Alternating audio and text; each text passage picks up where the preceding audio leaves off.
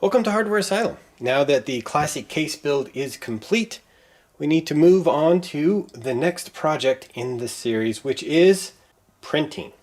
Now in this crate I have a Panasonic KX-P1080i. This is a 9-pin dot matrix printer. A lot of people list it as being a printer for a Commodore. However, when I purchased it, I just bought it as a dot matrix printer, picked it up out of the classified ads, used it maybe 3 times, and then put it away in this particular crate. And since then it has been in a basement, in a storage unit for about 8 or 9 years. And then it was in the Hardware Asylum labs, previously the Ninja Lane labs, stacked up in a corner, and has been collecting dust and spiderwebs ever since. So what I would like to do is pull this printer out, dust it off, one, see if it works, and then maybe give it a refurbish.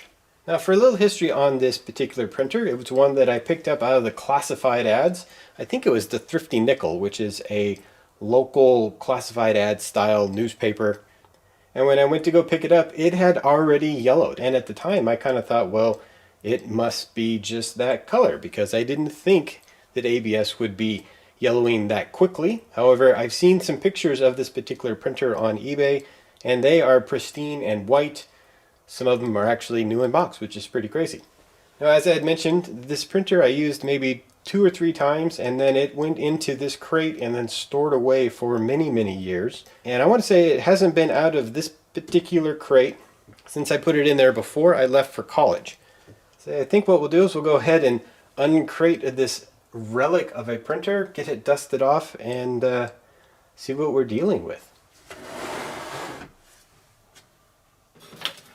We have my music stand, which will go back in the crate when I go and stick it back on the shelf. We have a feeder rack. It's a little bent. We can fix that.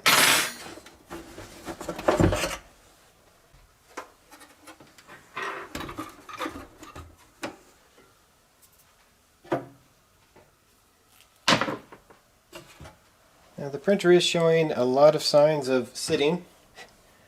Of course, not counting all of the dust on here, but I do have all the parts. We have the 1-wire rack. This is a paper feeder in the back.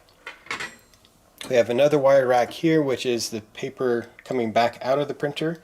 We have the plastic cover that is really more of a muffler, but it keeps things from falling into the top of the printer. This cover, strangely enough, has not yellowed.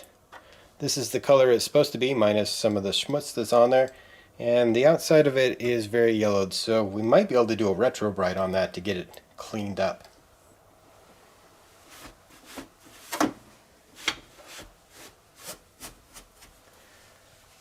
I see there's literally 20 years of dust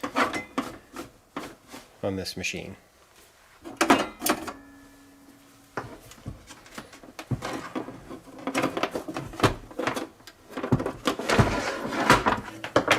Power cable still attached.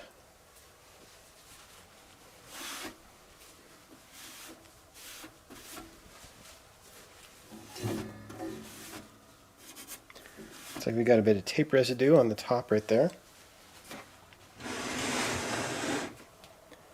Here's the part of the printer that was always facing up. Look at that.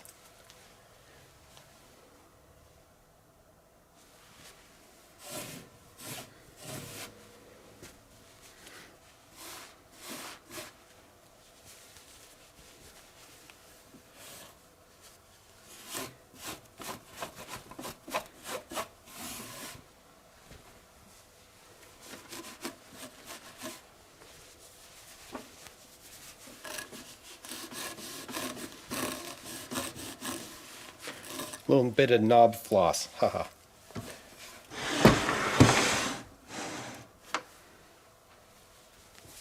Across the back we have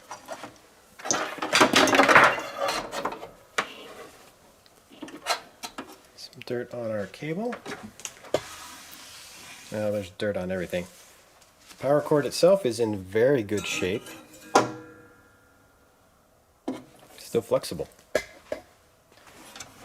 Alright, across the back here we have our parallel connector.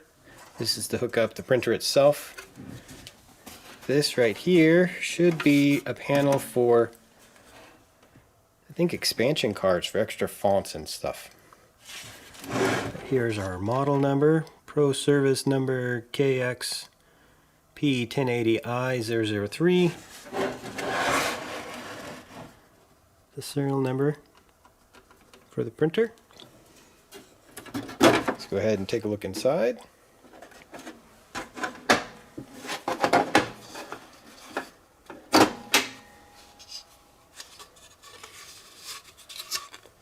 Still have some foam here. It is actually still soft.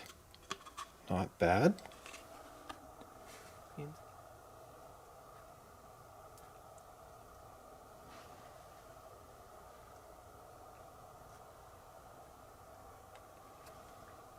Here's the ink cartridge.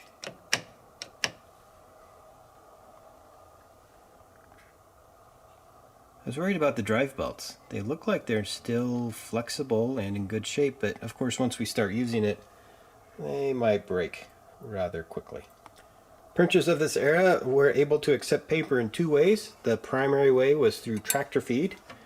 That is what this part is. We had some fanfold paper that would fit into this track.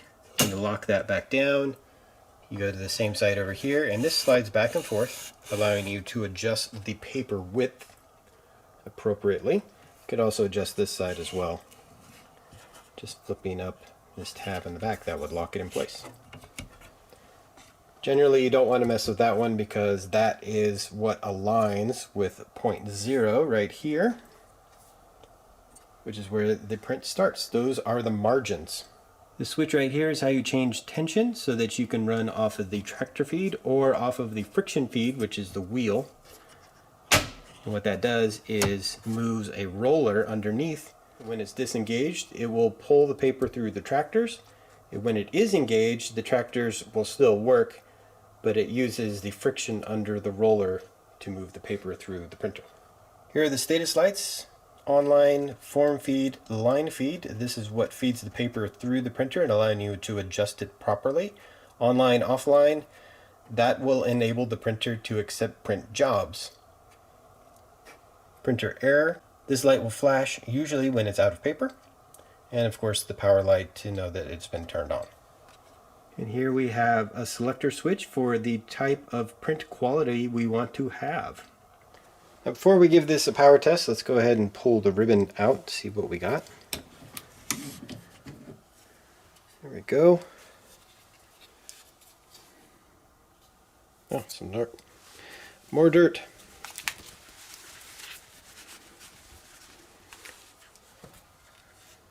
Now, much to my surprise, you can still buy these ribbons.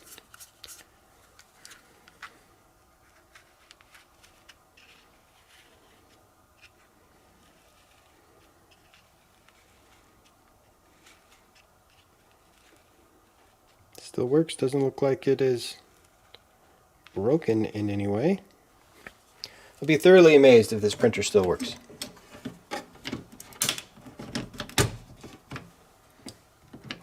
There we go, let's power it on, see what happens.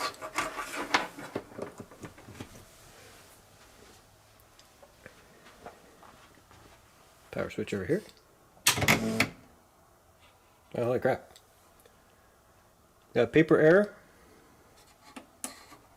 Online, offline light work.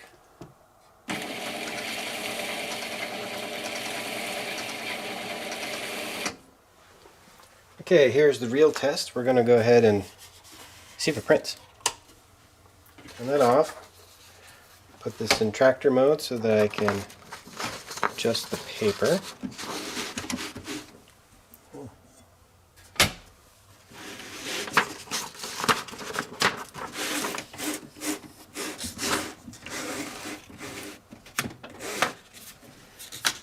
So basically you roll it through, you pick up the bar, put it back down.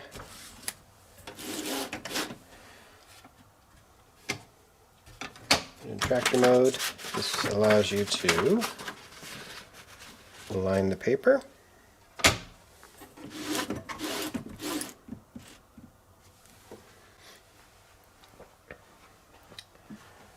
Now we hold down line feed, turn the power on.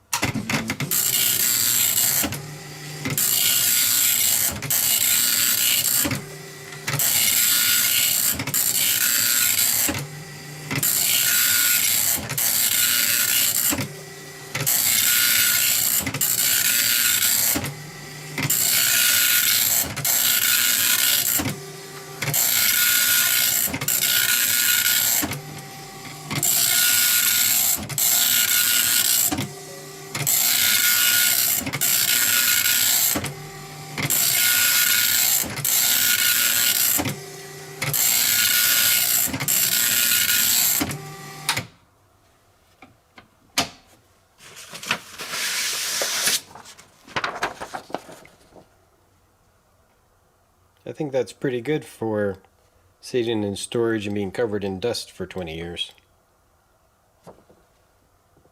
I'm really amazed that the ink in here has not dried out either. Well, there you have it. That's my Panasonic 1080i. It looks like the next step will be to get this apart and start cleaning it up. There is a lot of dust inside here. We can see some dirt on the PCB underneath the print heads. We want to go ahead and just wipe down everything. And we'll do that by taking the lid off and really just take it apart and do a deep clean. It'll be kind of fun to dive into an old dot matrix printer and see what makes it work. As always, thanks for watching, thanks for subscribing, and I'll see you in the next one.